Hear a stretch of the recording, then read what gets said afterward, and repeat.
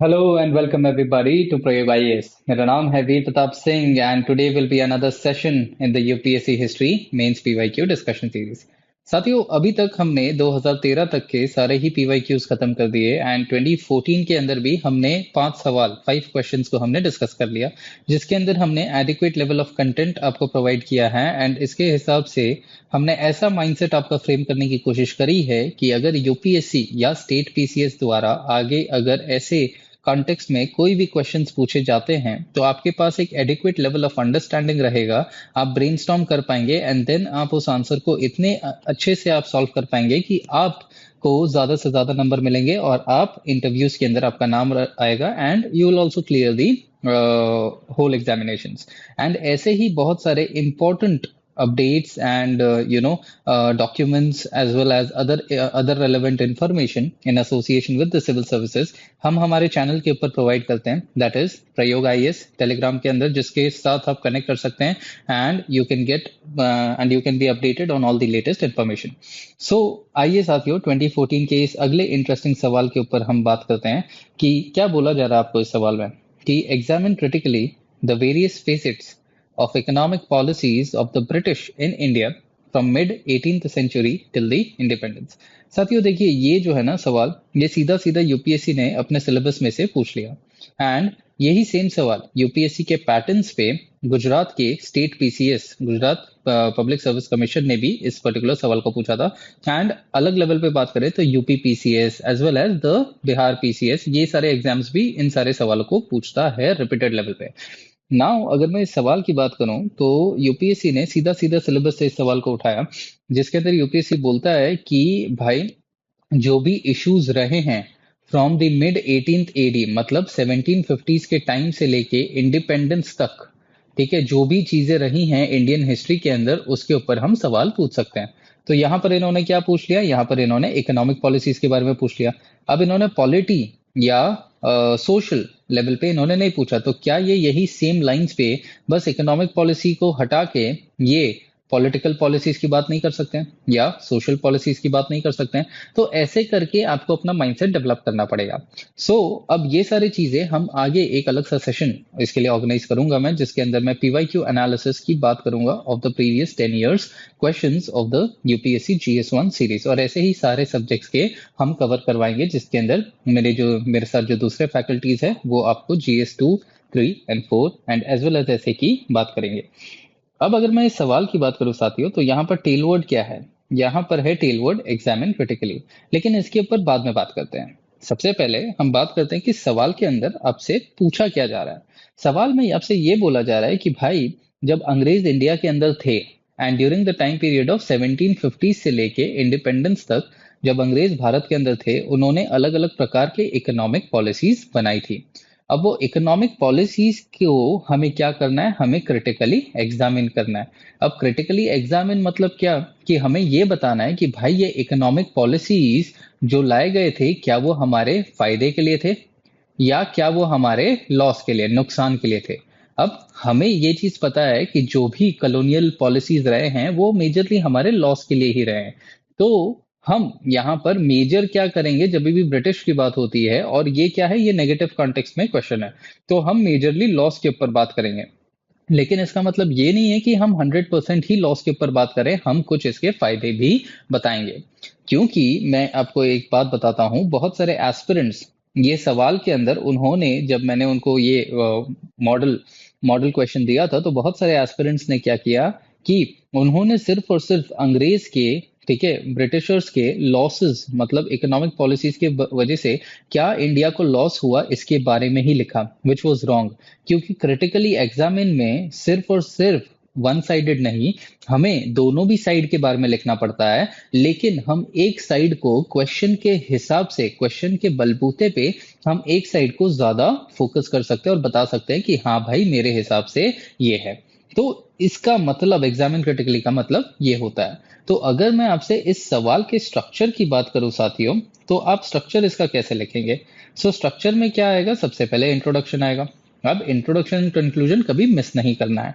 अब इंट्रोडक्शन के लिए क्या हम कर सकते हैं कि यहाँ पर एसेंस क्या है, एसेंस है ब्रिटिश, ठीक है, एक तो कॉलोनियलिज्म, ये पहला एसेंस है। दूसरा है यहाँ पर इकोनॉमिक पॉलिसीज, ठीक है।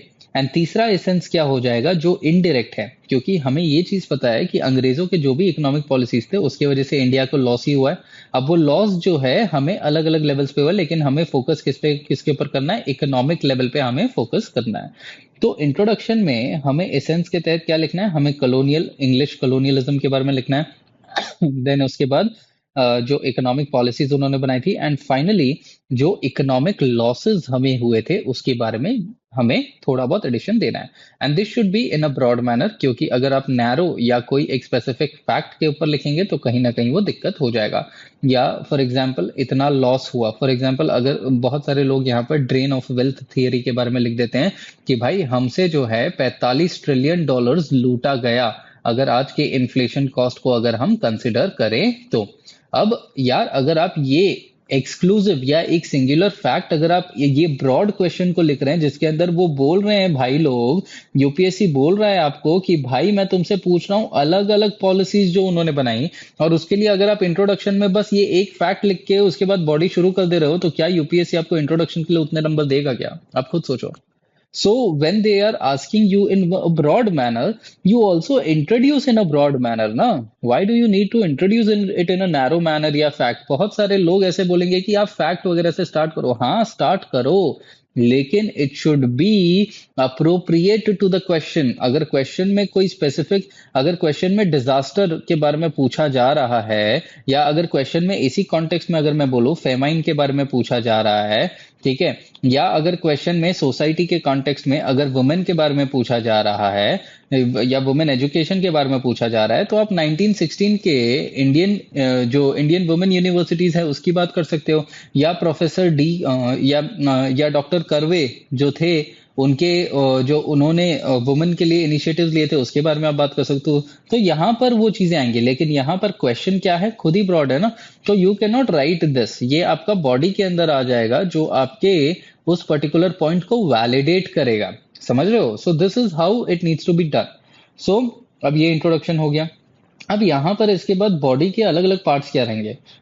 यहाँ पर इंट्रोडक्शन के बाद हम क्या लिखेंगे, इन्होंने बोला है ना various facets of economic policies, तो हम अंग्रेजों के अलग अलग इकोनॉमिक पॉलिसीज जो उन्होंने 1750 से लेके इंडिपेंडेंस तक लिए, हम उसको अलग अलग पॉलिसीज यहाँ पर लिख देंगे। और इसी के साथ क्योंकि क्रिटिकली एग्जामिन है तो हमें पता है कि इनके जो भी पॉलिसीज थे उन्होंने हमें लॉस ही दिया है, तो यहाँ पर हम क्रिटिकली इवेल्युएट भी इसको कर देंगे कि हाँ भाई ये था, तो इसके वजह से वैलिडेशन में, ठीक है, वैलिडेशन में अगर for example drain of wealth मैंने यहाँ पर सबसे पहले लिखा कि इनके पॉलिसीज ड्रेन ऑफ वेल्थ करवा रहे थे, तो वहां पर मैं वैलिडेशन में लिख दूंगा 45 ट्रिलियन का जो वेल्थ है इंडिया का आज के टाइम में वो ड्रेन हुआ है, ऐसा करके। सो ये डेटा करके हम यहाँ पर क्रिटिकली इसको वैलिडेट भी कर देंगे।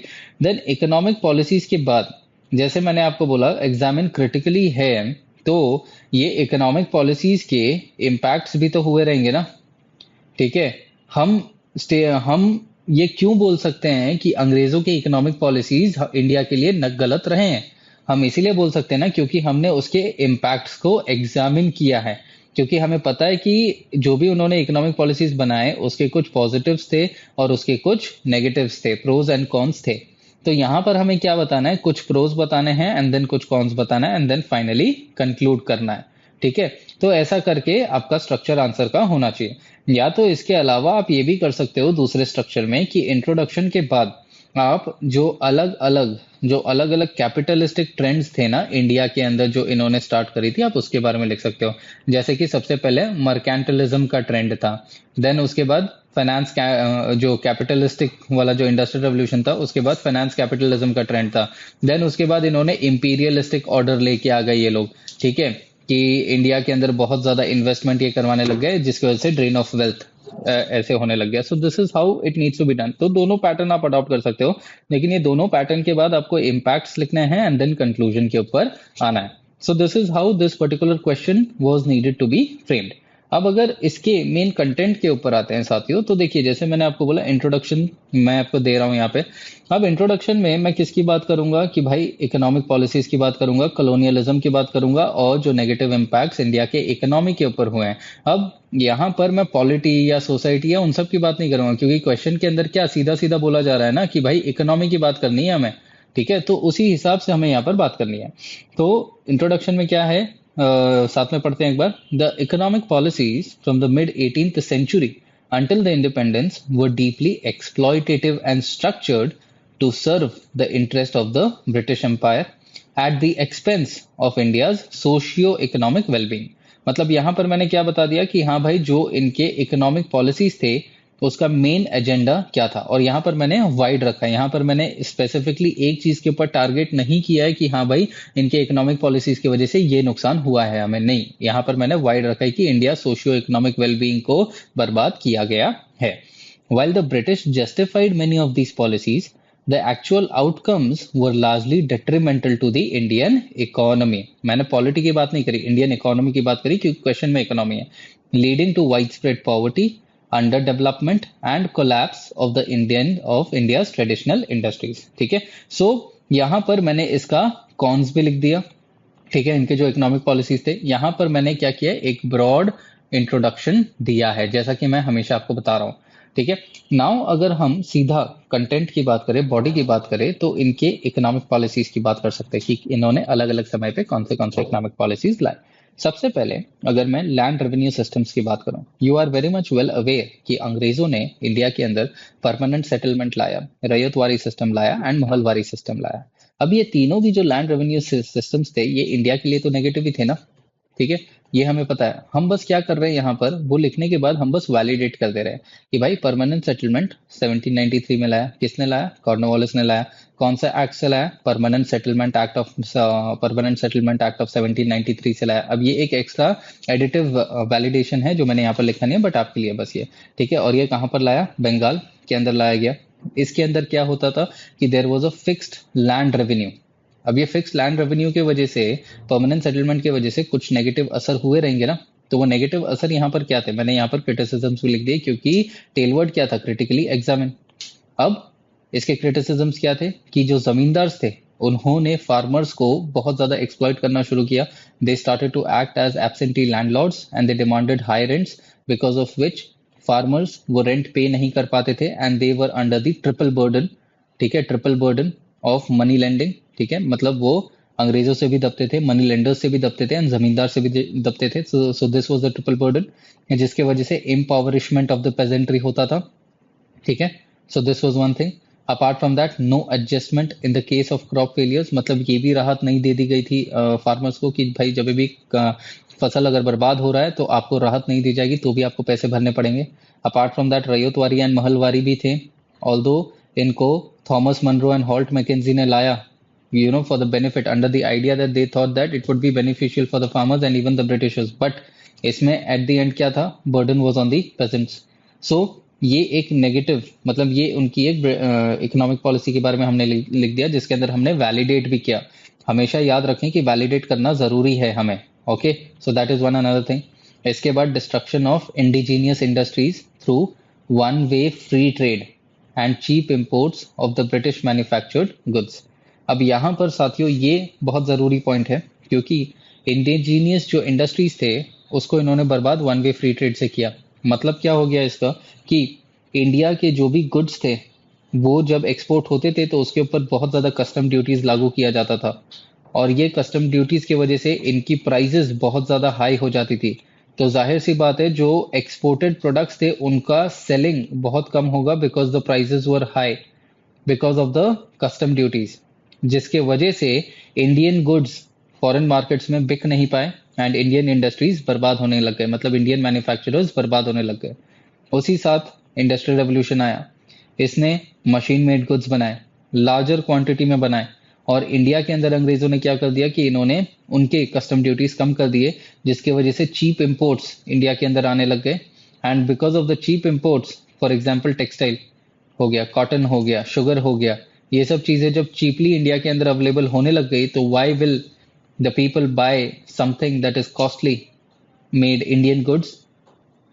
okay, so they will generally buy goods that are foreign made and they are cheap। तो इसकी वजह से और ज्यादा इंडियन इंडस्ट्रीज बर्बाद होने लग गए। ठीक है, so this is the validation जो मैंने यहाँ पर दिया है। अब आप यहाँ पर और वैलिडेशन के लिए क्या कर सकते हो, 85% का इंपोर्ट ड्यूटी लगाया गया था किस पे, मसलिन के ऊपर, शुगर के ऊपर, हंड्रेड्स ऑफ परसेंटेज का टैक्सेस लगाए गए थे उसके ऊपर, ठीक है, शुगर एक्सपोर्ट्स के ऊपर। देन टेक्सटाइल्स के ऊपर, अलग अलग टेक्सटाइल प्रोडक्ट्स के ऊपर ये कस्टम ड्यूटीज लगाए गए। सो this was another issue. Third issue is that commercialisation of agriculture इन्होंने किया, जिसके वजह से जो कमर्शियलाइजेशन ऑफ एग्रीकल्चर मतलब कैश क्रॉप्स के ऊपर ज्यादा ध्यान दिया गया, प्लांटेशन की चीजों के ऊपर ज्यादा ध्यान दिया गया, एंड जो फूड प्रोडक्ट्स हैं उसके ऊपर कम ध्यान दिया गया, जिसकी वजह से क्या हो गया, फूड प्रोडक्ट्स जो फूड प्रोडक्शन है, जो ग्रेन प्रोडक्शन है वो कम हो गया, जिसकी वजह से in the coming time there was shortages of food, and जिसकी वजह से फेमाइन क्रिएट हुआ। So this was another issue that was there. Next, Britain ने इंडिया को सिर्फ एज अ रॉ मटेरियल का सोर्स समझा, क्योंकि ब्रिटेन क्या समझता था, Britain they had followed the policy of mercantilism. अब यहाँ पर अगर आपको ये कॉन्सेप्ट नहीं पता है तो आप 2013 का हमारा पीवाईक्यू का सेशन देख सकते हैं, जिसके अंदर मैंने ये पूरे कॉन्सेप्ट को समझाया हुआ है। ये इसके वजह से क्या होता था कि इंडिया सिर्फ एक सप्लायर ऑफ रॉ मटेरियल था and a consumer of finish goods. Why? Because of industrial revolution and the manufacturing of machine goods. Next, अंग्रेजों ने ऐसे ऐसे पॉलिसीज बनाए जिससे उन्होंने हर लेवल पर इंडिया से पैसा वसूल करने की कोशिश करी, and one of the famous example is the salt tax, जिसके खिलाफ सिविल डिसोबीडियंस मूवमेंट ऑफ 1930 किया गया by Gandhi ji. Apart from that इन्होंने ऐसे लॉज, रूल्स एंड रेगुलेशंस बनाए जिसके वजह से हमारे यहाँ पर ड्रेन ऑफ वेल्थ हुआ। अब drain of wealth it was in the terms of administration. जो भी आला अधिकारी होते थे उनकी सैलरी इंडिया के ट्रेजरी से जाती थी और ये लोग अपनी सैलरी विदेश भेजते थे, तो so that was outsourcing. India का वेल्थ इंडिया के बाहर जा रहा था। अपार्ट फ्रॉम दैट 1850s के बाद ब्रिटिश इन्वेस्टर्स को इंडिया के अंदर लाया गया और उनको हाई इंटरेस्ट रेट पे उनसे पैसा लिया गया, और जो इंटरेस्ट का पैसा था वो इंडिया के ट्रेजरी में से दिया गया। मतलब बेसिकली 1850s के बाद जो भी इंफ्रास्ट्रक्चरल डेवलपमेंट्स हुए, रेलवे, टेलीग्राफ, पोस्टल कम्युनिकेशंस, ये सब चीजें ब्रिटेन के पैसा से बनाया गया, लेकिन उसको 2% के बदले 8% पे लिया गया, और ये जो 8% था वो इंडिया के ट्रेजरी से दिया गया। और ये जो इंफ्रास्ट्रक्चर बनाया गया वो किसके लिए बनाया गया था, ताकि अंग्रेज इंडिया के और ज्यादा इंडिया से जो रिसोर्सेज है उसको एक्सट्रैक्ट कर सके। जो भी इंफ्रास्ट्रक्चरल डेवलपमेंट है, जैसे कि रेलवेज हो गए, रेलवेज इन्होंने बनाए ताकि ये ब्रिटिश प्रोडक्ट्स को ज्यादा से ज्यादा गांव तक लेके जा सके और वहां से रॉ मटेरियल्स को एक्सट्रैक्ट कर सके। इसकी वजह से क्या हुआ, इंडियन ट्रेजरी के ऊपर बहुत ज्यादा लोड हो गया और ड्रेन ऑफ वेल्थ हुआ। So these were the economic policies that were there of the British. However, ये इकोनॉमिक पॉलिसीज के पॉजिटिव इम्पैक्ट्स भी थे, जैसे कि इंडस्ट्रीज, नए नए इंडस्ट्रीज बनाने का हमें भी जुनून आया, ठीक है। दैट इज विदेशी इंडस्ट्रीज इंडिया के अंदर थे, लेकिन हमने ये चीज समझा कि भाई इनकी ये पॉलिसीज की वजह से हमारा बर्बादी हो रहा है। सो that is why Indians they came up with setting up of industries. So indigenous industries कहीं ना कहीं सेटअप हुई in the long run. Next, जब इंडिया के अंदर विदेशी इंडस्ट्रीज भी थे तो उसके अंदर क्या होता था कि अलग अलग जाति के लोग यहाँ पर काम करने आते थे एज अ लेबर। तो उसके वजह से जो दो जाति कभी एक साथ काम नहीं करती थी, जो कभी एक साथ खाना नहीं खाती थी, वो आज के टाइम में एक साथ काम कर रही है। बिकॉज ऑफ दैट क्या हुआ, सोशल मोबिलिटी हुआ। अपार्ट फ्रॉम दैट यहाँ पर rise of modern middle class हुआ, क्योंकि the people in order to cope up with the development of the United Kingdom, यहाँ पर मिडिल क्लास एक नया वर्ग उभर के आया। Apart from that development of infrastructure हुआ। ऑल्दो ये इंफ्रास्ट्रक्चर का बेनिफिट अंग्रेज खुद लेना चाहते थे, लेकिन इन द लॉन्ग रन ये हमें भी हुआ, क्योंकि रेलवेज का फायदा हम आज भी उठाते हैं, टेलीकम्युनिकेशन, टेलीग्राफ, रोड्स का फायदा हम आज भी उठाते हैं, जिसकी वजह से आज के टाइम में इंडिया एक इकोनॉमिक पावर हाउस है। लेकिन इन्हीं पॉजिटिव सकारात्मक चीजों के साथ साथ नकारात्मक चीजें भी हुई हैं, जिसके अंदर सबसे बड़ा हमें दर्द दिया था हमारे किसान भाइयों को, दैट इज द पेजेंट्री। इसके अलावा अनएम्प्लॉयमेंट एंड पॉवर्टी भी हुआ, क्योंकि हमारे इंडिजीनियस इंडस्ट्रीज, हैंडीक्राफ्ट्स वगैरह, इन सब इंडस्ट्रीज को बर्बाद कर दिया गया था बिकॉज ऑफ चीप इम्पोर्ट्स। सो उसके वजह से अनएम्प्लॉयमेंट हुआ। लेटर ऑन हमारे पास लैक ऑफ कैपिटल था, मतलब जो अंग्रेजी बैंक्स थे वो हमारे इंडस्ट्रीज को सेटअप करने के लिए कैपिटल नहीं देते थे, पैसा नहीं देते थे, जिसके वजह से हम इंडियन इंडस्ट्री सेटअप नहीं कर पाए। लेकिन आगे चल के हमने सेटअप किया कुछ समय के बाद। अब यहाँ पर दिस वॉज अनदर थिंग, ठीक है। अब ये ड्रेन ऑफ वेल्थ की वजह से भी हमारे पास पैसा नहीं बचा, जिसकी वजह से इंडियन इंडस्ट्री स्टंटेड रहे, एंड कमर्शियलाइजेशन और जो रेवेन्यू सेटलमेंट की वजह से फेमाइन के इंसिडेंट्स और ज्यादा बढ़े। सो इकोनॉमिक पॉलिसीज की वजह से ये नेगेटिव्स थे। अब अगर ओवरऑल आप देखें तो यहाँ पर इनके सारे इकोनॉमिक पॉलिसीज की वजह से नेगेटिव्स ही हैं। अब पेपर जो क्वेश्चन है उसके अंदर बोला गया क्रिटिकली एग्जामिन। अब यहाँ पर इन सारे चीज जो पॉइंट्स हमने लिखे हैं इकोनॉमिक पॉलिसीज, उससे एग्जामिनर को पता चल रहा है कि हाँ भाई नेगेटिव्स हैं, मतलब अगला जो है नेगेटिव्स के ऊपर ज्यादा भार दे रहा है। एंड हाँ, हमें अंग्रेजों के नीतियों के खिलाफ नेगेटिव्स के ऊपर ही ज्यादा ध्यान देना था, बट ऐसा नहीं है कि 100% we'll have to show the Britishers in a negative light. हमें इनको पॉजिटिविटी में भी थोड़ा बहुत दिखाना पड़ेगा। ठीक है, सो that is one one dimension जहां पर मैंने पॉजिटिव ऐड किया, ताकि एग्जामिनर को ये पता चले कि हाँ भाई मैं कट्टर आदमी नहीं हूं। ठीक है, मैं बर्बाद नहीं करूंगा सिस्टम में आने के बाद, मैं एक जाति को ज्यादा सपोर्ट नहीं करूंगा। ठीक है, so even they look into these parameters whenever you are writing a answer. ठीक है, so here you have to be sweetly, you have to sweetly criticise. ठीक है, स्वीट क्रिटिसिज्म होना चाहिए। सो इसी के साथ फाइनली हम कंक्लूजन के अंदर बढ़ते हैं। कंक्लूजन में भी देखिए यही पॉइंट को मैंने आगे बढ़ाया, मतलब मैंने यहाँ पर स्वीट क्रिटिसिज्म किया, जहां पर मैंने बोला कि भाई ब्रिटिशर्स की इकोनॉमिक पॉलिसीज में ज्यादातर हमें बर्बाद ही करने का प्रयास किया गया था, थोड़ा बहुत फायदा हुआ है। अगर हम इसको पढ़ें तो the legacy of British economic policies is visible in the wide spread poverty, deindustrialisation, under development that characterised India at the time of independence. Despite some infrastructural advancements such as railways, overall impact of British colonial economic policies in India was overwhelmingly negative. So यहाँ पर मैंने कौन सा approach follow किया? Contrast approach. ठीक है, contrast approach मतलब क्या हो गया? पहले मैंने क्या बताया कि भाई इनकी जो ब्रिटिश इकोनॉमिक पॉलिसीज थी उन्होंने हमें बर्बाद किया, लेकिन बर्बादी के अलावा भी इन्होंने कुछ इंफ्रास्ट्रक्चरल डेवलपमेंट्स किए, लेकिन वो डेवलपमेंट्स होने के बाद भी ओवरऑल अगर हम देखें तो हम बर्बाद ही इन्होंने हमें करने का प्रयास किया है।